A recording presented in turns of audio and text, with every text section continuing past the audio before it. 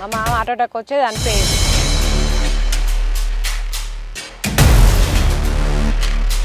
₹101 కోటి ఒక ఎకరం ధర అనేసి నువ్వు ఇచ్చినవు. దానికి రేట్ చెప్పడానికి నీకు ఛాన్స్ ఉంది.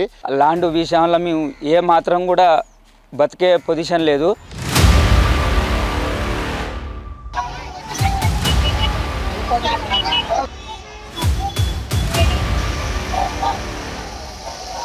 ఇస్తివా 2 కోట్లన్నీ ఇప్పుడు ఉంచుకుంటే నీ బిడ్డను ఉంచుకొని ఇన్నే వదిలేసిపోయారు. సత్సందుకు సిద్ధంగా ఉన్నాం సార్, ఇది మాత్రం గ్యారంటీగా.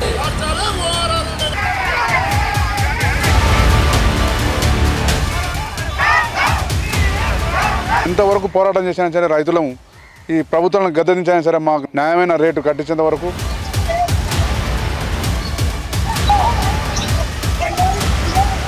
చనిపోయే తప్ప ఏం లేదు మాకు.